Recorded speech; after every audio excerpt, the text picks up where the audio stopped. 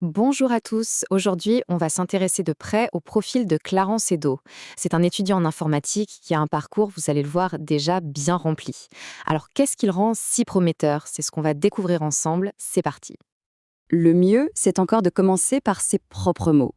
Et cette phrase, eh bien, elle donne tout de suite le ton. On ne parle pas seulement de compétences techniques, mais d'un véritable état d'esprit.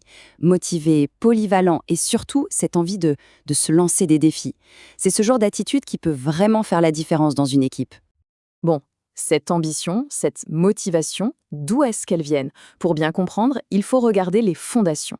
Alors, on va plonger dans son parcours scolaire pour voir comment tout ça s'est construit, brique par brique. Ce qui saute aux yeux ici, c'est la constance. Du brevet jusqu'au bac technologique STI2D, qui est déjà une filière très orientée sciences et technologies, il décroche à chaque fois la mention très bien. Et ça continue aujourd'hui avec le BIT informatique, un diplôme universitaire qui est vraiment pensé pour le monde pro. Ce n'est pas juste un coup de chance, ça montre une vraie discipline et une méthode de travail qui tient sur la durée. Avoir de bons diplômes, c'est une excellente base. Mais la question qu'on se pose toujours, c'est concrètement, qu'est-ce que ça donne? C'est le moment où on passe de la théorie à la pratique. On va voir comment Clarence a transformé tout ce savoir en projet bien réel. Et on commence avec un premier projet marquant, la création d'un jeu d'échecs. Alors ça peut sembler être un grand classique, mais c'est en fait un exercice redoutable pour maîtriser les bases de la programmation et de la logique. C'est un peu un passage obligé pour tout développeur qui veut faire ses preuves. Alors concrètement, qu'est-ce que ça veut dire?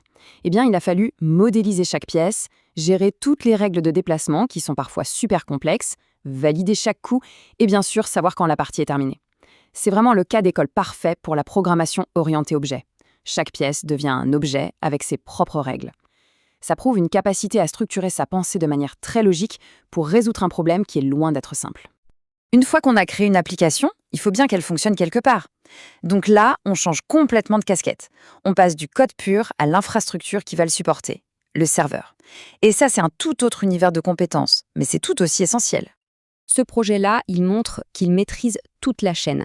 Mise en place d'un serveur web avec Apache, gestion de la base de données avec MariaDB, et surtout la sécurisation des accès avec des protocoles comme FTP et SSH.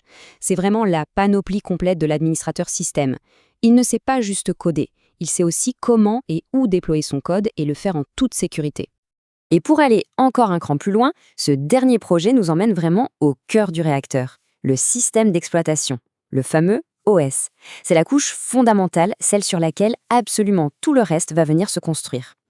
L'idée ici, c'était d'installer et de configurer un système Linux Ubuntu de A à Z, puis d'y ajouter des services, comme une base de données Postgres par exemple.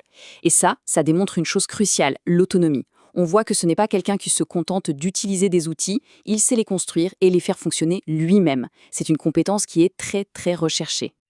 Alors, si on met tout ça bout à bout, la formation, les projets, ça donne quoi comme boîte à outils technique? Faisons un petit bilan de toutes ces compétences. Ce tableau y résume très bien sa polyvalence. On a des langages de développement de base, comme Python et Java, des compétences solides en base de données, et puis tout le volet systems et réseaux. C'est ce qu'on appelle souvent un profil full stack, c'est-à-dire quelqu'un qui peut à la fois développer une application et gérer l'infrastructure sur laquelle elle va tourner. Et là, on touche à un point qui est absolument essentiel, l'équilibre. Parce que la technique, c'est une chose, mais la capacité à bien travailler en équipe, à être autonome quand il le faut et à bien communiquer, c'est ça qui transforme un bon technicien en un super collaborateur. Et cet équilibre, c'est souvent le plus difficile à trouver. Ok, on a bien exploré les compétences. Maintenant, essayons de voir un peu la personne derrière le clavier. Qu'est-ce qui vient compléter ce profil, au-delà du code et de la technique? D'abord, les langues. Le français, bien sûr, c'est sa langue maternelle. Mais on note aussi un niveau B2 en anglais, ce qui correspond à un niveau professionnel.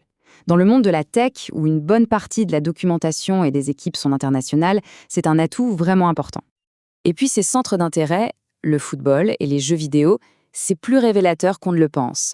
En fait, ça renvoie directement à des qualités qui sont clés en informatique.